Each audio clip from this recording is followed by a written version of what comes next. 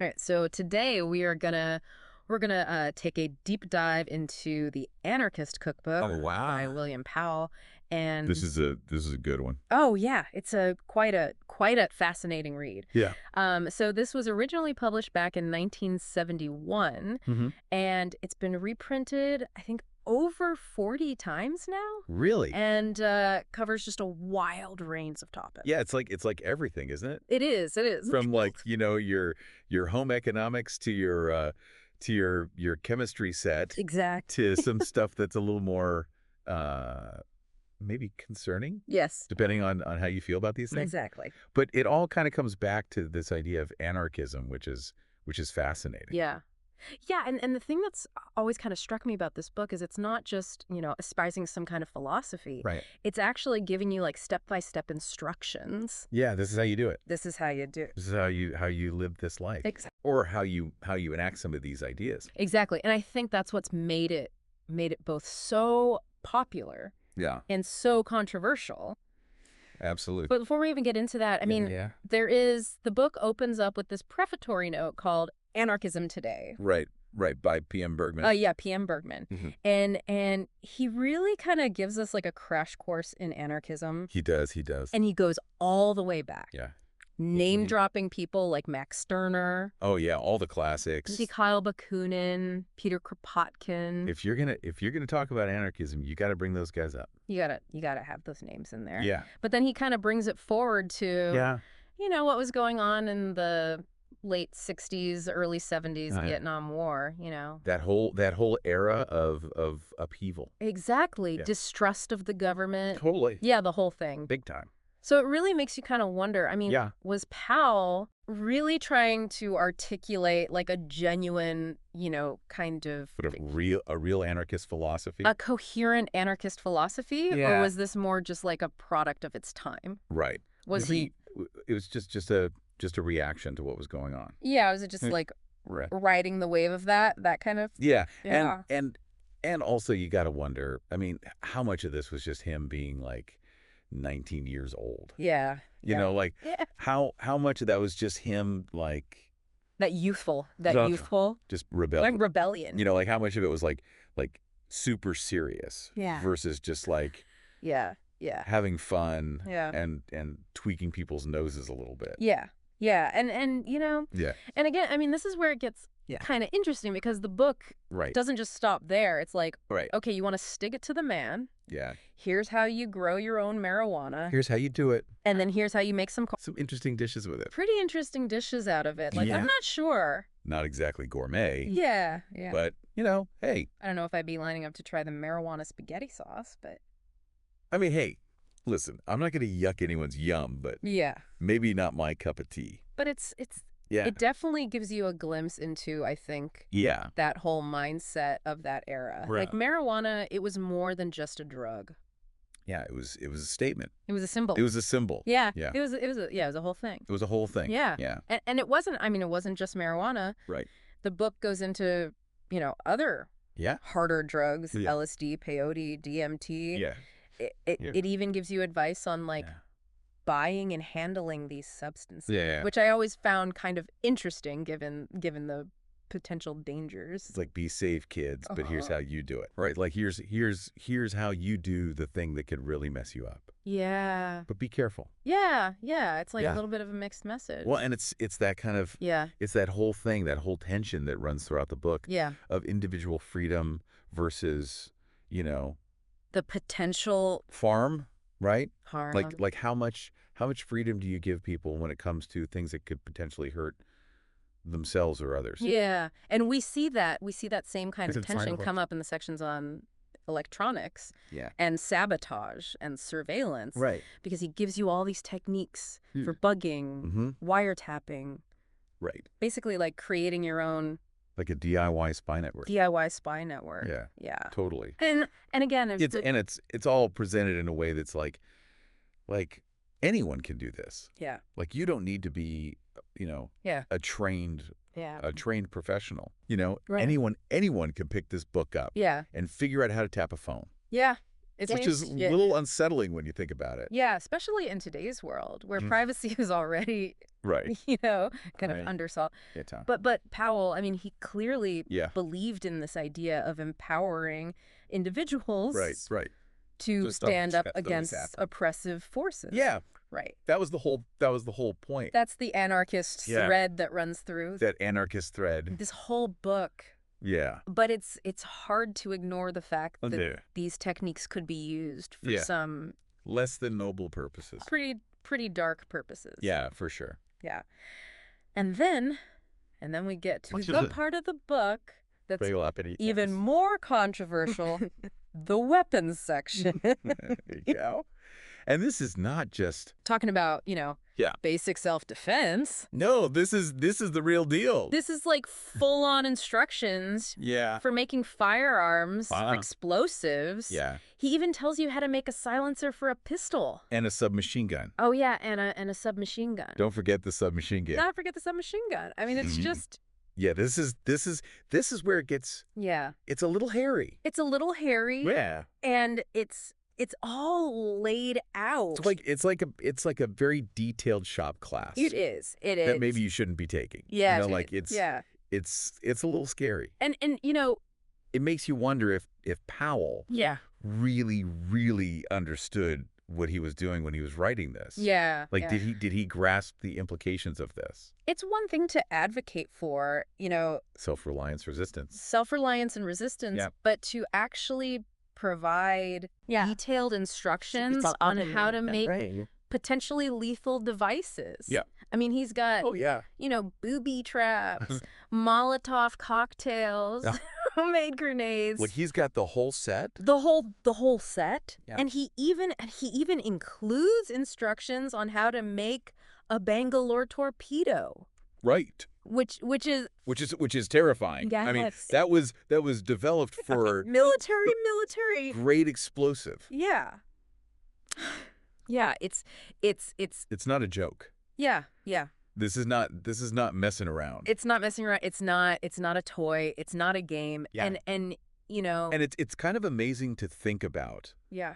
The fact that Powell was like 19 years old when he wrote this? Yeah. Like, it makes you really think about the power of knowledge. And the potential for it to be misused. Especially when it comes to something like explosives. Yeah. Which are inherently destructive. Yeah, I mean, there's no way to use an explosive and have it be like a benign thing. Yeah. You know, like it's going to cause damage. Yeah. And it could cause, serious harm. Yeah, and I think that's what makes this book so unsettling. It's that it doesn't. It's a little disturbing. It's a little disturbing. It's very. And there's not a lot of like moralizing in it. Which makes it even more kind of scary in a way. Yeah. It doesn't really give you a sense of like what's right and wrong. Should you be doing this? Shouldn't you be doing this? Like, it's just like here's how to do it. So the information. Do with it what you will. Yeah. Make your own decisions. Yeah. Which is a little frightening. Yeah. Yeah. And then he kind of there's this postscript that he puts in there that I always found really interesting. Oh yeah, in the postscript. Yeah, where he kind of talks about Yeah. Like what to do if you get in trouble with the law. Yeah. Which is kind of funny. Like, after all this stuff about like blowing things up and building weapons, he's like, oh, and by the way, if you get caught, here's what you should do. Yeah. Like, don't incriminate yourself. Yeah. Be cool. Stay calm. Yeah. Know your rights. It's like it's almost like he realizes, like, oh wait, this stuff might actually get you in some serious trouble. Yeah. It's like almost a little disclaimer at the end. A little bit, yeah. Like, hey, just so you know, this could have some real world consequences. Yeah. Which, again, I mean, it just speaks to the kind of the complexities of this whole thing. The complexities and the contradictions. Yeah. I mean, it's a fascinating book. Yeah, it's a fascinating. Yeah. And I think a little bit. It's of a disturbing book. A product of its time. Yeah. Like you can't really separate it from from the era that it was born in. Yeah, and yet it still has this kind of it still resonates. Resonance. It does. It still has this power. It does. And so I think it's worth exploring. Exploring. And really thinking about. Yeah, and thinking about what it says about about us. Yes, about us. You know? Yeah. Yeah. Should we dive into some of the specifics? The specifics of the book. Like what's actually in here? Yeah. Yeah. But first, I think you should probably give a disclaimer. Give a little disclaimer Just in case anyone's listening. Yeah. And thinking about trying any of this stuff at home. Yeah, this is not a how-to guide. Right. This is do not try this at home. Do not try this at home. Yeah. This is for informational and analytical purposes. We're looking at this from a historical perspective. Historical and analytical perspective. This is not an endorsement of any of these activities. No, absolutely not. So please don't blow yourself up. Don't blow yourself up or anyone else. Yeah. Okay. So with that said, let's talk about explosives. Let's talk about explosives. All right. So Powell starts off by kind of giving you the basics, right? Like what are explosives? Yeah. And he divides them into two main types. Yeah. High explosives and low explosives. Okay. And so what's the difference? So high explosives are things like dynamite. Okay. And they detonate very, very quickly. Okay. They create a huge shock wave. Mm-hmm. And they can do a lot of damage. Right. Low explosives burn slower. Okay. So they create more of a pushing effect than like a shattering effect. Okay. So like, gunpowder would be an example of a low explosive. Got it.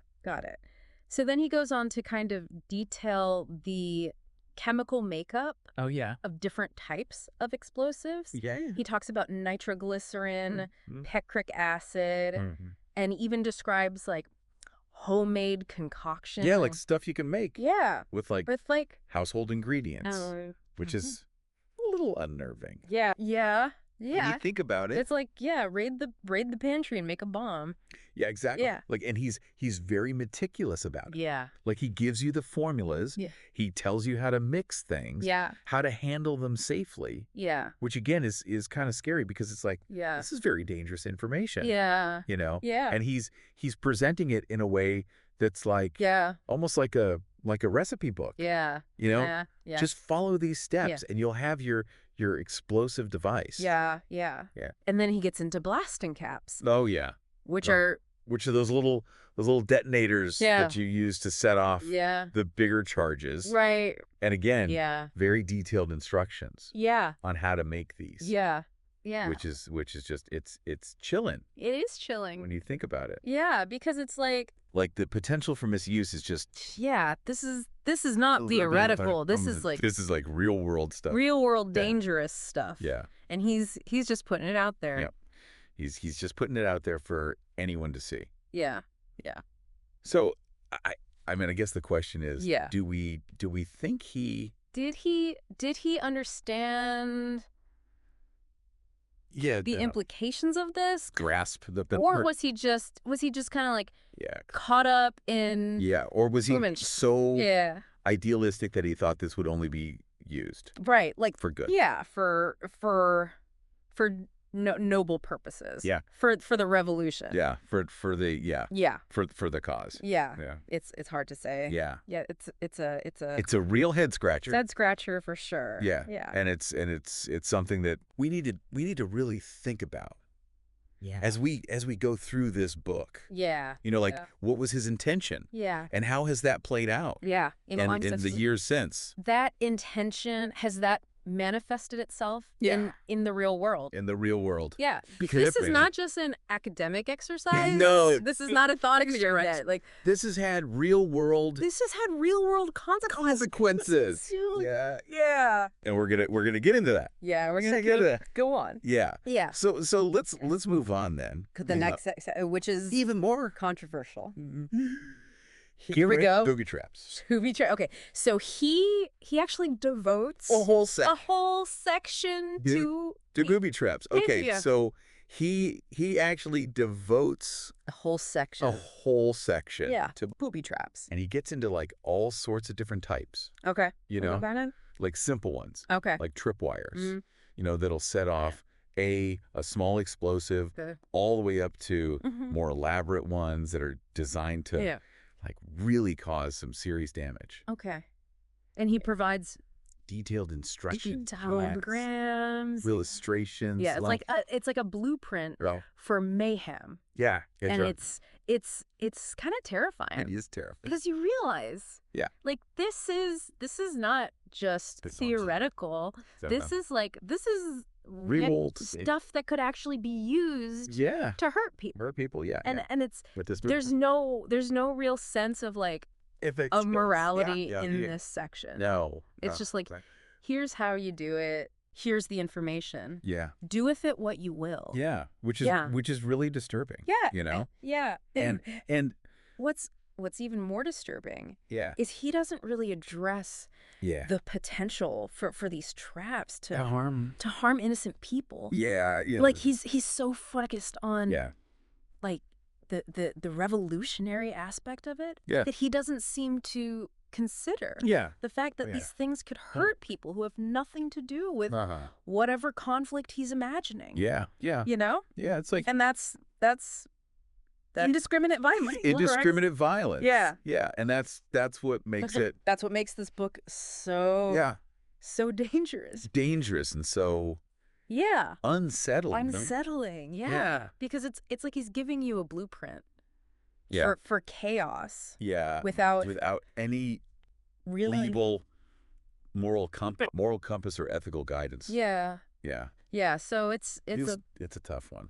So where were we? Oh yeah, those electronics and the surveillance techniques. Like straight out of a spy movie. It is. Like old school, like Cold War stuff. Yeah. Like he starts off with the classic phone tap. Oh yeah. You know, where you're like splicing wires and like hooking up little listening devices and stuff. Yeah, very clandestine. Yeah. I mean, and he even gives you tips on like how to disguise it. How to hide it. So nobody knows what you're doing. Yeah. Which is a little creepy when you think about it. It is. Like the idea of someone like listening in on your private conversations. Yeah. Big not cool. Privacy concern. Big time. But I mean, you got to remember.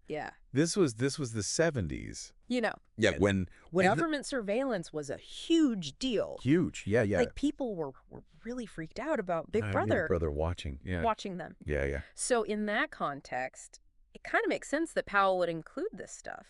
Yeah. Like he was trying to give people the tools to protect themselves. To fight back. Yeah. To fight back. Yeah. Against what they saw as an invasion of privacy. Right.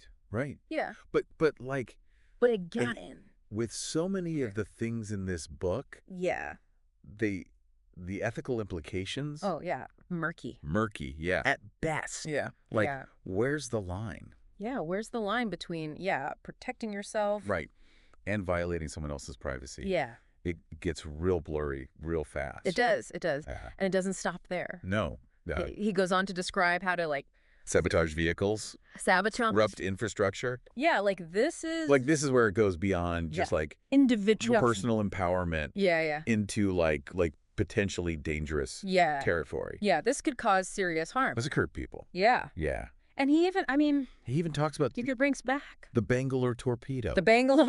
Which we mentioned before. Yeah. But that's a military grade explosive that's used to clear obstacles. Yeah, you don't want to. This is not something around you should be messing with a Bangalore torpedo. No. Yeah. This is serious stuff. It's serious business, and to think and again that Powell was just a teenager when he wrote this. A teenager. Yeah. It really makes you think about the power of knowledge. And information. And how easily it can be. It can be misused. Yeah. Especially when it comes to something as destructive as explosives. Yeah. Before we go any further down that explosive path. Yeah. I think it's worth circling back to Bergman's prefatory note on anarchism. Yeah, because that gives us some context. Yeah. For understanding what might have motivated Powell. Yeah, right. What was he trying to achieve? Yeah, what was he trying to do? Yeah. So Bergman kind of traces anarchist thought from its roots in the 19th century. Okay. All the way through to its kind of resurgence in the 60s. Okay. And he argues that at its core, anarchism is about individual freedom, self-governance, rejecting any form of hierarchical authority. Yeah. Right. So you could say that the Anarchist Cookbook is Powell's attempt to, like, put those principles. Put it into practice. Yeah. Give people the tools to resist. To resist control. Oppression. Yeah. It's a radical vision. For sure. Yeah. And it's one that's full of ethical dilemmas. Yeah. But it's a vision that clearly resonated with a lot of people. At that time. Yeah. And I think it still holds a certain appeal. For some, yeah. Even today. Yeah. Let's hope that anyone reading this book today is taking it with a grain of salt. And focusing more on the... Yeah, maybe not. Yeah. Trying to build a bomb in their basement. Yeah. Not following the step by step. Yeah, not the practical advice. Instructions, yeah. Yeah. Because the reality is we live in a complex society where actions have consequences. Yeah. Yeah, and those consequences can be pretty serious. Can be severe. Yeah, especially when it comes to the kind of activities that Powell is describing. Yeah. Yeah, as readers. Yeah. It's crucial for us to with this. Engage with this material thoughtfully, to consider its historical context. Yeah. And to weigh the the potential for harm. Because the Anarchist Cookbook isn't just a book. It's more than just a book. It's just a snapshot of a particular moment in time. A time when people were questioning authority. Challenging the status quo. Trying to figure out how to create a more just and equitable world. Yeah. And those questions are still relevant today. Wow. Even if the methods that Powell suggested are no longer considered acceptable.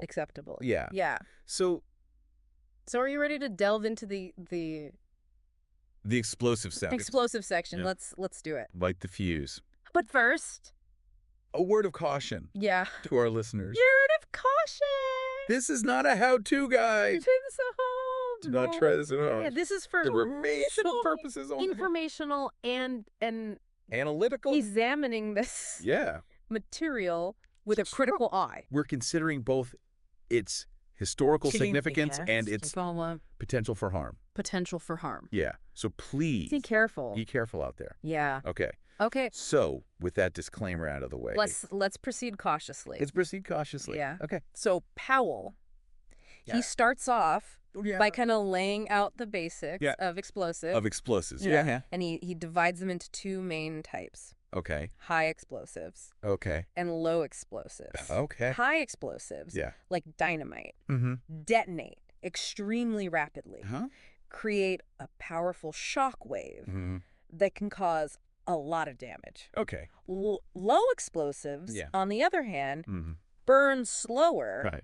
They produce more of a pushing effect than a shattering one. Okay. Yeah. So then he goes on to detail like the chemical makeup of different types of explosive. He gets into the nitty-gritty. Yeah. Nitroglycerin, picric acid. Yep. He even describes homemade concoctions. Yeah, like stuff you can make. Yeah, with common household ingredients. Yeah. It's which is again a little unnerving. To think about. Yeah. And he gives instructions on how to make blasting caps. Right. Those tiny detonators. Yeah. That set off the bigger charges. Yeah. Right. Right. And it's all very meticulous. And detailed. Almost scientific. In its approach. Yeah. And that's honestly what makes it so unsettling. Like imagine this information falling into the wrong hands Yeah, and that's the thing that's always kind of struck me about this book. Right. Is that it's not all just like technical details. He throws in instructions for making things like colored smoke screens. Colored smoke screens, yeah. Fireworks. Fireworks, yeah. Yeah. Yeah. It's almost like he's trying to present bomb making as this fun, exciting hobby. Yeah. Which is not the message you want to send. You want to be sending. Yeah, it's a little irresponsible. Irresponsible. Yeah. And he doesn't really address the limitations of using explosives, other than to say they should only be used for revolutionary purposes. Revolutionary purposes, which is incredibly subjective.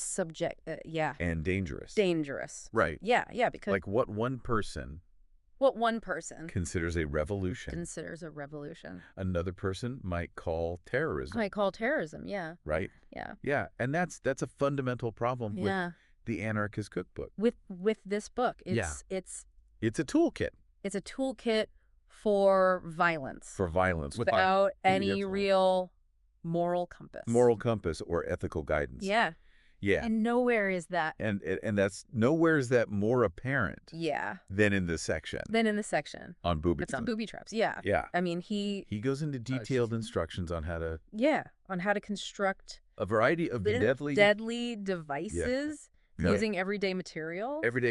Yeah. Like stuff you'd find. Around the house, yeah, right. He even includes diagrams, yeah. And illustrations. Yeah, like making it easy for anyone to follow along. Yeah, it's chilling. It's pretty chilling. Yeah. Especially when you consider like the potential for these things to hurt innocent people. Yeah. It's like he's giving you a blueprint for indiscriminate violence.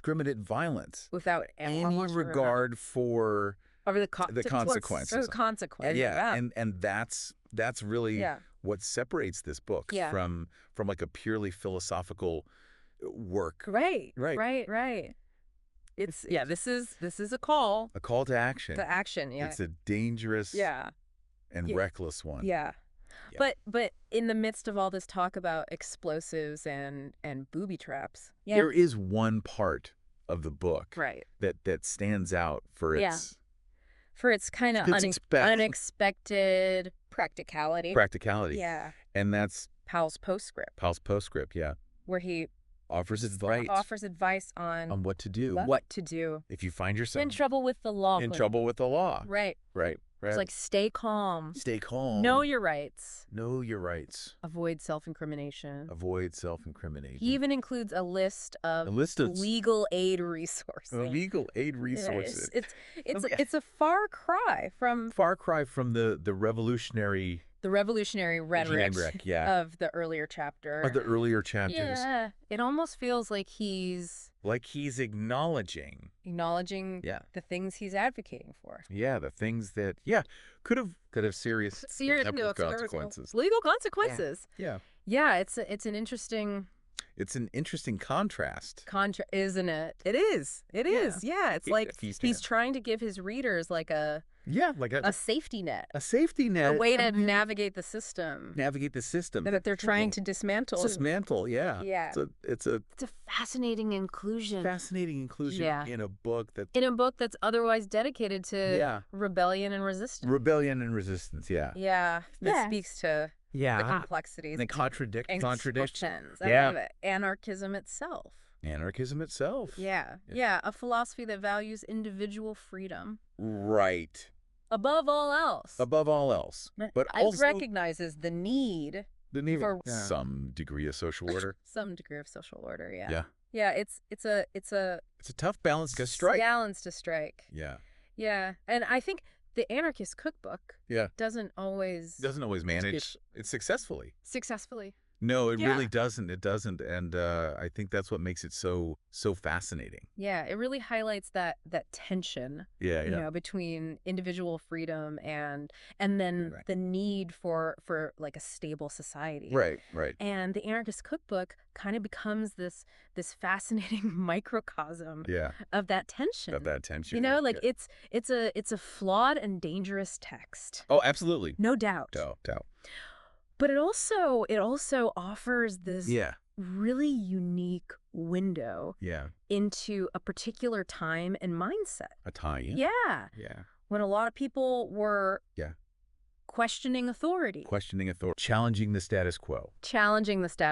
And really trying to figure out how to create a more just and equitable world. Yeah. And those questions are just as relevant. Today. Yeah. Even if the methods that Powell outlined are no longer acceptable. Yeah. Mm-hmm. So I think as we wrap up this deep dive into the Anarchist Cookbook. It's crucial to remember that this book isn't intended as a how-to manual. No. It's more like it's more a historical artifact. Like a historical artifact. Yeah, a cautionary tale. Yeah. That reminds us. Yeah, that reminds us of the importance of critical thinking. Critical thinking, yeah. Right. Like especially in today's world. Where information is so readily available. Yeah. No, it's more important than ever. To be able to separate fact from fiction. Yeah. Truth from propaganda. And responsible action from reckless abandon. Yeah. You know, like we have access to so much information. But not all of it's good. Not all of it's good information. No. And it's up to us. It's up to us to kind of to be discerning. To think critically. You know, and to be careful. Be careful about what we believe and what we act on. Exactly. Yeah. So the Anarchist Cookbook, I mean, it may be a product of its time. It is. But its legacy continues to resonate. Yeah. You know? Yeah. And I think it serves as this like a stark reminder of the power. And the potential dangers. Of unchecked knowledge. Right. Like knowledge is a powerful tool. It is a powerful tool. Like any tool. Tool can be used. It can be used for good or for evil. For good or for ill. Yeah. And ultimately it's up to us to decide. It's up to each of us. To decide how we're going to wield that power. How we wield that power. Yeah. So I think that's a good point. Good point to end on. Yeah. Yeah. Thanks for joining us on this deep dive, listeners. Thanks, everyone. Until next time, stay curious. Stay informed. And stay safe. Stay safe out there.